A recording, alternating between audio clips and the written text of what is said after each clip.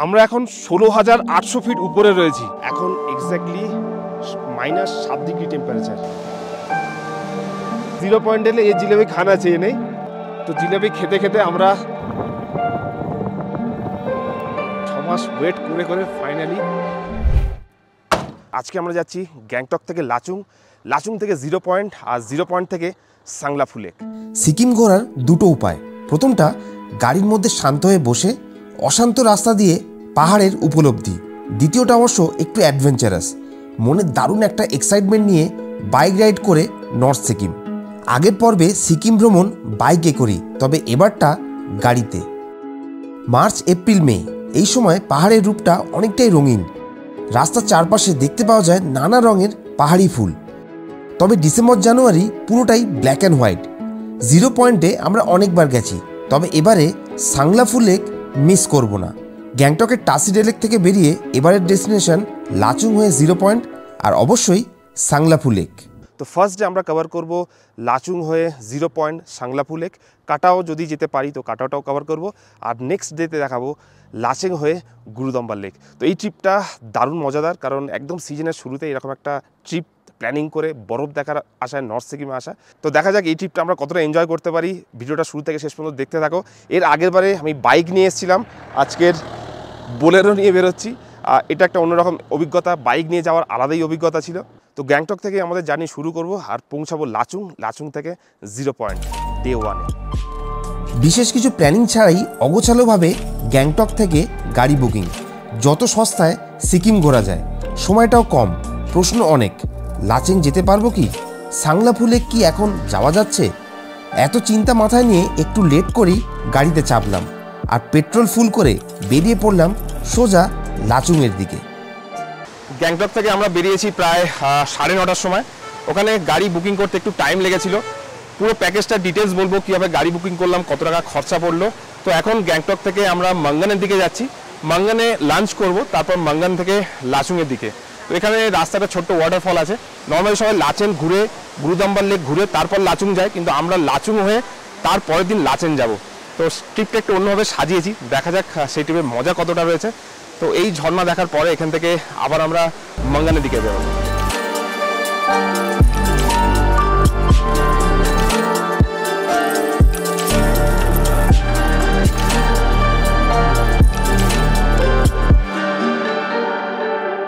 Hotel থেকে breakfast করে বেরিয়েছিলাম, কিন্তু রাস্তায় একটু ম্যাগি না খেলে নয়। তো ট্রাভেলটা অনেকটা লম্বা, তো রাস্তায় ম্যাগি পেয়ে ম্যাগিটা ছাড়লাম না। ম্যাগি খেয়ে আবার এখান থেকে আমরা মাঙ্গানের দিকে যাব। পাহাড়ে ঘুরতে এসে ম্যাগি, ওয়াইফাই না হলে মোমো সব জায়গায় অ্যাভেলেবেল। গ্যাংটক থেকে মাঙ্গানের রাস্তার ভিউ বেশ সুন্দর। নদীর পাড় ধরে আঁকাবাঁকা রাস্তা, তবে কিছুটা দূর যেতে না যেতে প্রবলেম শুরু। গাড়ির ব্রেক নাকি ঠিকমতো ধরছে না, তাই বাধ্য হয়ে দাঁড়াতে হলো মঙ্গনে পৌঁছানোর আগে। গ্যাংটক থেকে এখন মাঙ্গানের রাস্তায়, আর তার মাঝখানেই ড্রাইভার বলছে আর গাড়ির ব্রেকটা হয়তো ঠিকমতো ধরছে না। তো কোনো রিস্ক নিলাম না, একটু দাঁড়িয়ে গাড়ির যে ব্রেক রয়েছে সেটাকে একটু সার্ভিসিং করানো হচ্ছে। কারণ যে রুট দিয়ে আমরা যাব, ইভেন আজকের আমরা লাচুং পর্যন্ত যাব, তারপর কাল সকালে 0 পয়েন্ট, তারপর পরের দিনকে লাচেন। তো বড় ট্রিপ আছে, এই সময় গাড়ি গন্ডগোল করলে কিন্তু বিপদের শেষ নেই। তো রিস্ক না নিয়ে গাড়িটাকে একটু সার্ভিসিং করে নেওয়া হচ্ছে। এটা একটা চ্যালেঞ্জ, কারণ গাড়ি যে কোনো সময় ব্রেকডাউন হতে পারে, মেকানিক্যাল জিনিস, সেটার জন্য প্রিপারেশান নিয়ে যাওয়া ভালো। কারণ ওপরে গিয়ে কিছু প্রবলেম হলে সেটা সলিউশন বের করা কিন্তু অনেক মুশকিল হয়ে যায়। তো প্রায় আধা ঘন্টা এখানে দাঁড়িয়ে রয়েছি, গাড়িটা ঠিক যতক্ষণ না কনফার্ম হচ্ছে ততক্ষণ এখান থেকে যাওয়া যাবে না। তো পুরো ট্রিপটা ডিটেলস বলবো, কতটা কি খরচা হয়েছে, কীভাবে আমি যাচ্ছি এবারে। কারণ এর আগের বারে বাইক নিয়ে গেছিলাম, সেখানেও রিস্ক ছিল একা একা বাইক রাইড করে, আর গাড়ি নিয়ে গেলেও রাস্তাটা কিন্তু ভালোই টাফ। তো দেখা যাক গুরুদম্বার লেক কতটা খোলা আছে, বা সাংলাফু লেকে আমরা কীভাবে যেতে পারবো। তো তার আগে গাড়িটা এখান থেকে মেরামত করিয়ে নেওয়া দরকার। তারপর এখান থেকে প্রথমে যাব মাঙ্গান, তার মাঙ্গান থেকে লাচুং।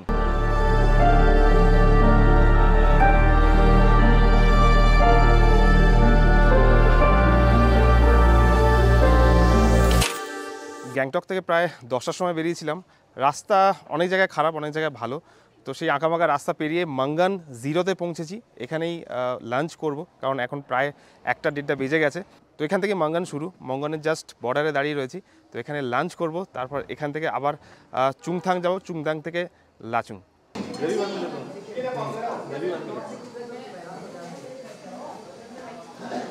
মাঙ্গানে এসে ভাত, ডাল, ডিমের তরকারি আর তার সঙ্গে রয়েছে স্কোয়াশ। শাকটা কী শাক বুঝতে পারলাম না, বাট এটা এই প্যাকেজের পালং শাক, এটা এই প্যাকেজের মধ্যেই ছিল। এর আগের বার যখন এসেছিলাম মাঙ্গানের হেলিপ্যাডের ওখানে ছিলাম, যেটা দারুণ একটা হোমস্টে ছিল। আর আজকের যেহেতু প্যাকেজে এসেছি, মানে পুরো গ্যাংটক টু লাচেং পুরো প্যাকেজের মধ্যে এসেছি, পুরো ডিটেলস বলবো কত খরচা হলো, কীভাবে যাবেন, আর কয়েকটা ইম্পর্টেন্ট কন্ট্যাক্ট নাম্বার দিয়ে দেবো ভিডিওর শেষে, যাতে করে খুব ইজিলি কম খরচায় প্যাকেজটা কমপ্লিট করা যেতে পারে। তো মাঙ্গানে লাঞ্চ শেষ করে এখান থেকে আমরা আবার চুংথাং থেকে লাচুং। মাঙ্গান থেকে লাঞ্চ শেষ করে আবার গাড়িতে। এই মাঙ্গান আর চুংথাংয়ের রাস্তাটা বেশ খানিকটা বোরিং, বেশ কিছু জায়গায় ভাঙা আর পাথুরের রাস্তা, কবে যে ঠিক হবে কেউ জানে না। এখানে দুটো রাস্তা, একটা হলো রাসামখোলা যেটা অনেকটা লম্বা রাস্তা, আরেকটা শর্টকাট যেটা সাংখলাম।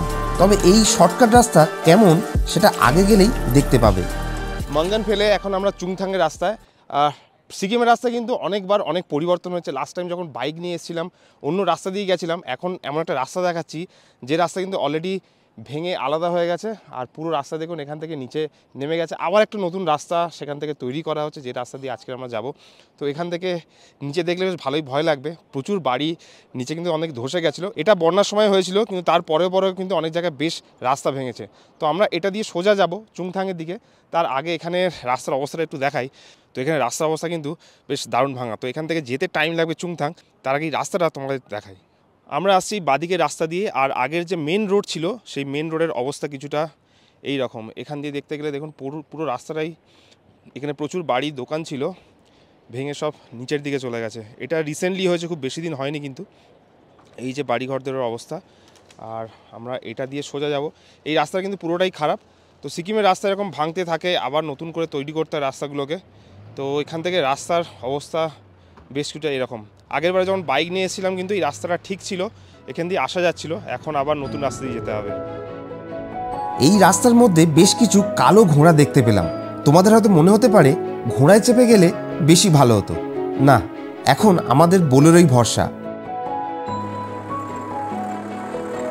সকাল থেকে সন্ধে থেকে রাত, অনেকটা পথ ভালো মন্দ মিশিয়ে রাস্তা পার করে প্রায় রাত 9টার সময় পৌঁছালাম লাচুংয়ে।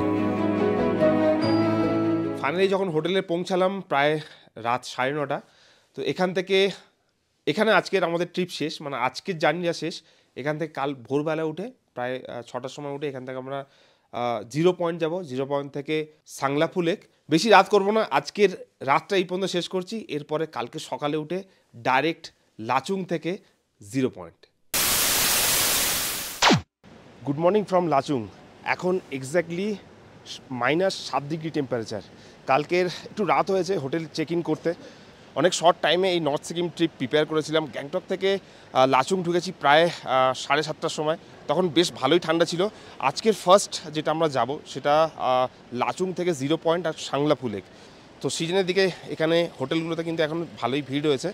আমরা কাটাওয়ের দিকে এই হোটেলটাতে ছিলাম। এখানে প্রচুর হোটেল, প্রচুর হোমস্টেজ আছে।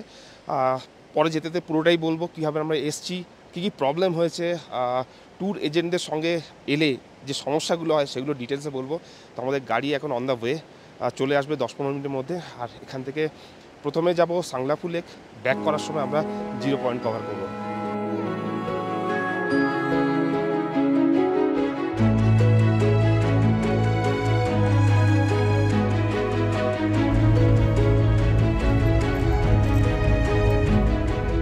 লাচুং থেকে 0 পয়েন্ট, রাস্তা যতই খারাপ হোক ফারাক পড়ে না, শুধু পাহাড় দেখতে থাকো, মন ভরে যাবে। বেরিয়ে পড়লাম সাংলাফু লেক দেখতে। হালকা রোদ উঠেছে আর গাড়ির কাঁচ পুরোটাই তোলা, তবু -7 ডিগ্রির এফেক্টটা বোঝা যাচ্ছে ভালো মতন।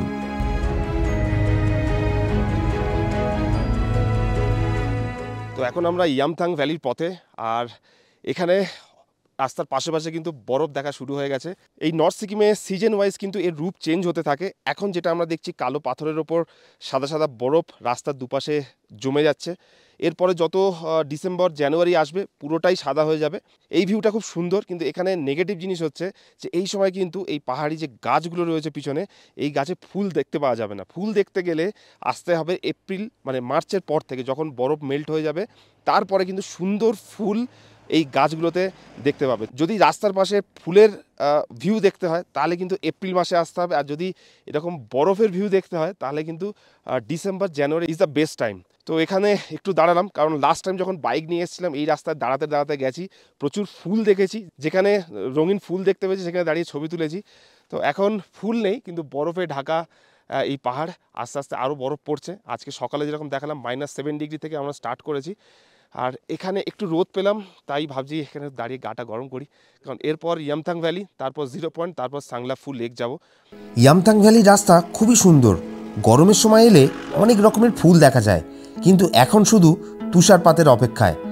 জানুয়ারির শুরু, আর এর কিছুদিন পর পুরো রাস্তাটাই সাদা হয়ে যাবে।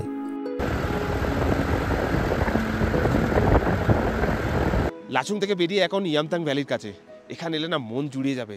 সুন্দর একটা ঝর্ণা বয়ে চলেছে, হালকা জলের আওয়াজ, আর তার পাশে এখানে একটা ব্রিজ আছে। তো মনে হলো এখানে খানিকক্ষণ বসে একটু সময় কাটাই, বেশ দারুণ লাগছে। আর এখানে ছোটো ছোটো যে ঘাসগুলো আছে না, লাল লাল ছোটো ছোটো ফুল, অসাধারণ লাগছে। ট্যুর প্যাকেজে গেলে না প্রত্যেকটা সাইট সিনের জন্য আলাদা আলাদা করে ওরা চার্জ করবে। নর্থ সিকিমের জন্য একটা প্যাকেজ নিয়ে নেবে, তারপর যত 0 পয়েন্ট কাটাও এর জন্য কিন্তু 3000 2000 করে আলাদা করে চার্জ করবে। এটা জানা ছিল না। তো এখন ড্রাইভার বলছে কাটাও গেলে আরও 3000 দিতে হবে, 0 পয়েন্ট গেলে আরও 3000 দিতে হবে, এইগুলো ওর মধ্যে ইনক্লুড করা থাকে। তো আমার এটাই অভিজ্ঞতা হলো, যারা এরকম ট্যুর গাইডের সঙ্গে মানে প্যাকেজ সিস্টেমে আসবে তারা একদম লিখে কনফার্ম করে নেবে যে কোন জায়গাগুলো তোমাদের নিয়ে যাবে, আর তার জন্য এক্সট্রা পয়সা লাগবে কি না। হোটেলগুলো চেক করে নেবে, হোটেলে কতজনের অ্যাকোমোডেশন আছে, ওয়াইফাই আছে কি না, সেখানে ফেসিলিটিস কী রয়েছে, কারণ লাস্ট টাইম ওরা বলে দেবে এটা নেই, কিছু করার নেই, আমাদের অ্যাডজাস্ট করতে হবে। তো যাই হোক, এটা একটা ছোট্ট অভিজ্ঞতা হলো মতলব প্যাকেজ ট্যুরে এসে। তো এখান থেকে বেরোনো যাক, দেখা যাক কতটুকু আজকে আমরা কভার করতে পারি।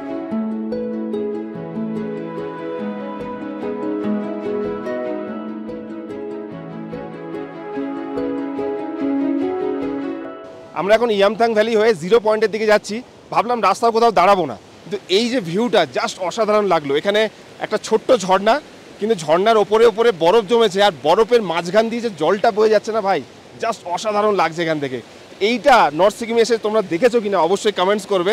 এটা কিন্তু আমার ইউনিক লাগলো, মানে নর্মালি এই রকম ভিউ দেখা খুব মুশকিল। ওপরে বরফ, তার নিচ দিয়ে ঝর্ণার জল বয়ে চলেছে, দারুণ লাগছে। তো খুব বেশি সময় নষ্ট করব না, কিন্তু এইখানে এসে না দাঁড়িয়ে পারলাম না। এখান থেকে সিধা যাবো আমরা সাংলাফু লেক, তারপরে ওখান থেকে নামার পথে 0 পয়েন্ট ঘুরবো।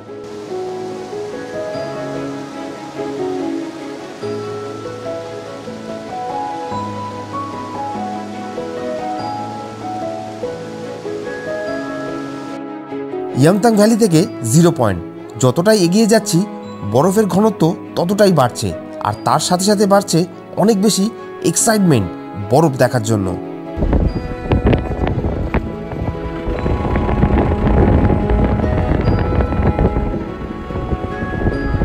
তো এতক্ষণে আমরা এসে পৌঁছালাম 0 পয়েন্টে, আর 0 পয়েন্টের বরফ কিন্তু এখন অনেকটা কম রয়েছে। লাস্ট কয়েকদিন ধরে যেহেতু স্নোফল হয়নি, ওই জন্য 0 পয়েন্টের বরফ অনেকটা কম, তবে বরফ নিয়ে খেলার মতন যথেষ্ট বরফ রয়েছে। সামনে যাব, তার আগে এখান থেকে ব্রেকফাস্ট করব আরেকবার, কারণ খিদে ভালোই পাচ্ছে আর প্রচণ্ড ঠান্ডা এখানে। এরপরে কিন্তু আমরা সাংলাফু লেকে যাব, যার জন্য স্পেশালি এসেছি। 0 পয়েন্ট আগেও এসেছি, আর 0 পয়েন্টের থেকেও বেশি আমার যাওয়ার ইচ্ছা সেটা হচ্ছে সাংলাফু লেক। তো 0 পয়েন্টে একটু বরফ নিয়ে খেলবো, তার আগে এখান থেকে ওয়াই খাবো, আর তারপরে আমরা যাব সাংলাফু লেক। বছরে সারা বছর কিন্তু 0 পয়েন্টে বরফ থাকে, একটু কম লাগছে এখন। নর্মালি যে যতটা বরফ থাকে তার থেকে একটু কম, কারণ রোদ উঠছে, বরফ মেল্ট হচ্ছে। যতদিন না ফুল ফেজেড বরফ পড়ছে ততদিন কিন্তু এই জায়গাটা অতটা সাদা থাকবে না। তাও মাঝখানে কিন্তু প্রচুর বরফ রয়েছে, বরফের মধ্যে বসে ছবি তোলা চলছে। সামনে আরেকটু গেলে সেই বরফের ফিলটা পাবো। 0 পয়েন্টে এসে ম্যাগির সঙ্গে ছোলা ভাজা, আর কিছু নেই এখানে। এখানে এনে ম্যাগি খেতে হবে, ডিম সিদ্ধ পাওয়া যায়, তবে মিনিটের মধ্যে এটাও ঠান্ডা হয়ে যাচ্ছে।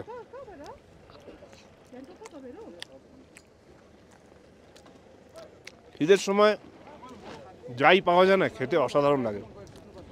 ম্যাগি আর ছোলা ভাজা খেতে না দারুণ লাগছে।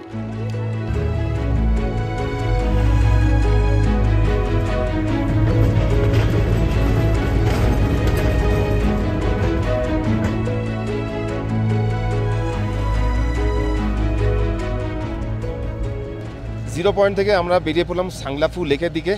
এই লেকটা দেখার ইচ্ছা আমার বহুত দিন থেকে ছিল।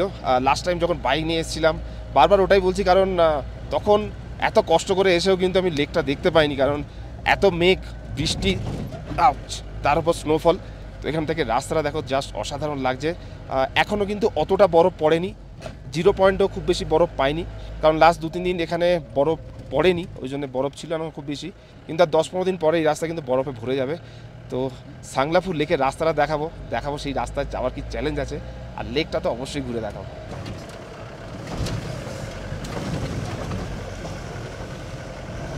তো এইখান দিয়ে রাস্তা শুরু ভাই, রাস্তার অবস্থা দেখো, এরকম ভাঙা রাস্তা দিয়ে, এতক্ষণ ভালো রাস্তা ছিল, এই রাস্তা দিয়ে উপরে যেতে হবে।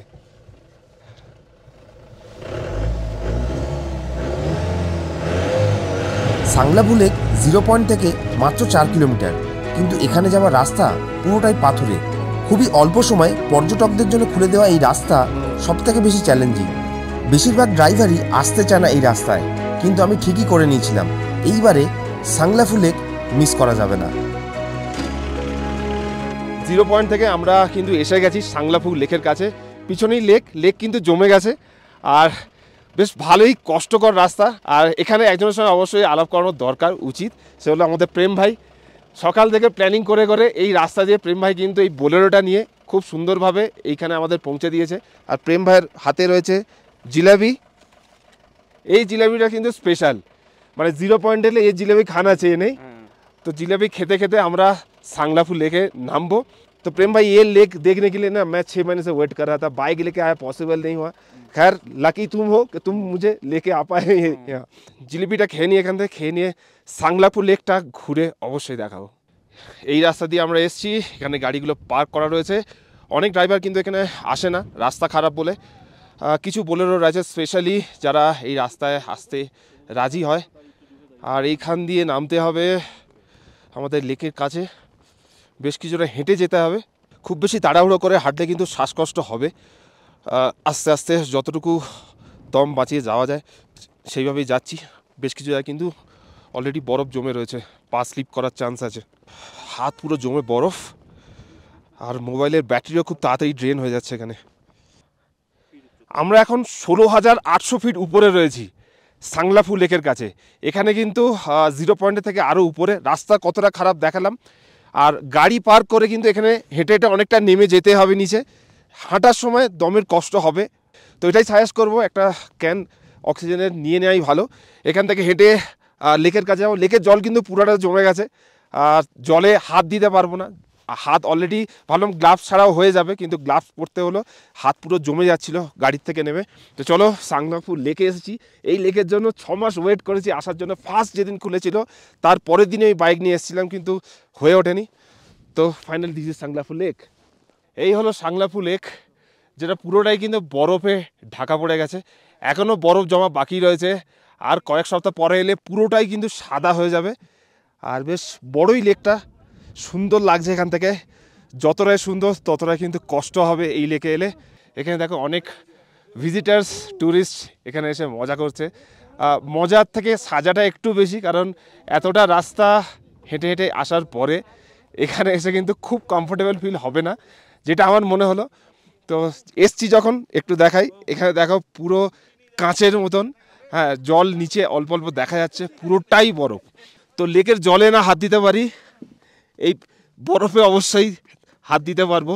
দেখো পুরোটা কিন্তু জমে বরফ হয়ে গেছে, এখানে একটুও জল নেই, লেকের জল নেই, পুরোটাই বরফ হয়ে গেছে। তো যারা দূর থেকে এই লেকটা দেখছো তাদের জন্য বলি, লেকটা কিন্তু খুব সুন্দর। আর এই জল এপ্রিল মাসে এলে একদম নীল পাবে, এর রূপটা একদম আলাদা। আর এই সময় মানে ডিসেম্বর জানুয়ারিতে কিন্তু পুরো সাদা হয়ে যাবে। এখনও কিছু কিছু জায়গায় পুরোটা বরফ পড়েনি, মানে জমেনি, সাদা পুরোটা হয়নি, কিন্তু কয়েকদিন পরে, 15-20 দিন পরে কিন্তু পুরোটাই সাদা হয়ে যাবে। এই হলো সাংলাফু লেক, দারুণ সুন্দর জায়গা। আর আজকের যে সূর্যের রোদটা পাচ্ছি বলে কিন্তু এখানে এত কমফোর্টেবলি দাঁড়িয়ে আছি, দারুণ ঠান্ডা লাগছে। ভাবলাম গ্লাভস পরবো না, কিন্তু গ্লাভস পরা ছাড়া উপায় নেই। আর মেয়েদের ক্ষেত্রে বিশেষ করে, ছেলেরাও যারা বেশি হিরোগিরি না করে অক্সিজেন নিয়ে নিও, এখানে কিন্তু হাঁটতে কষ্ট হবে। সুন্দর জায়গা, দারুণ লাগছে। 6 মাস ওয়েট করে করে ফাইনালি সাংলাফু লেক। তো সাংলাফু লেকের নিচে কিন্তু একটা অদ্ভুত আওয়াজ বেরোচ্ছে। কিসের আওয়াজ সেটা আমরা বুঝতে পারলাম না। একটা ইকো টাইপের আওয়াজ হচ্ছে, গুম গুম করে, মনে হচ্ছে যেন জলের ভেতর থেকে একটা সাউন্ড আসছে। এই সাউন্ডটা কি কেউ যদি জানো অবশ্যই কমেন্টস করে কিন্তু মেনশন করবে। বুঝতে পারছেন, একটা অদ্ভুত ইকো টাইপের সারাউন্ডিং আওয়াজ হচ্ছে, যেন মনে হচ্ছে পাহাড় থেকে কিছু একটা আওয়াজ এখান থেকে ভেসে উঠছে।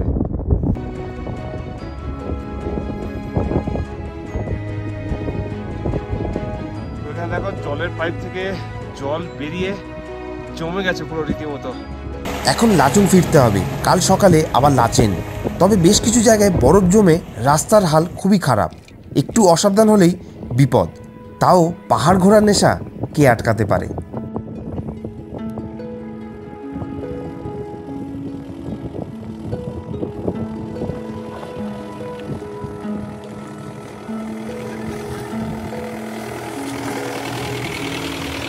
তো ডিসেম্বরের নর্থ সিকিম ট্রিপে আমরা প্রথমে 0 পয়েন্ট কভার করলাম, তারপরে সাংলাফু লেক কভার করলাম, যেটা আমার অনেক দিনের ইচ্ছা ছিল। ট্রিপটা ভালো ছিল, দারুণ এনজয় করেছি। আর এটাই বেস্ট টাইম যে সময় কিন্তু খুব মানে ফ্রিলি ট্রিপগুলো কমপ্লিট করা যাবে। খুব বেশি স্নোফল হচ্ছে না, রাস্তা পরিষ্কার, আর তার সঙ্গে ভিউজগুলো খুব সুন্দর ছিল। হ্যাঁ, রাস্তার পাশে গাছে ফুলগুলো পাইনি, সেটা দেখতে গেলে এপ্রিলের দিকে আসতে হবে। কিন্তু ওভারঅল দারুণ এনজয় করলাম এই ট্রিপটা।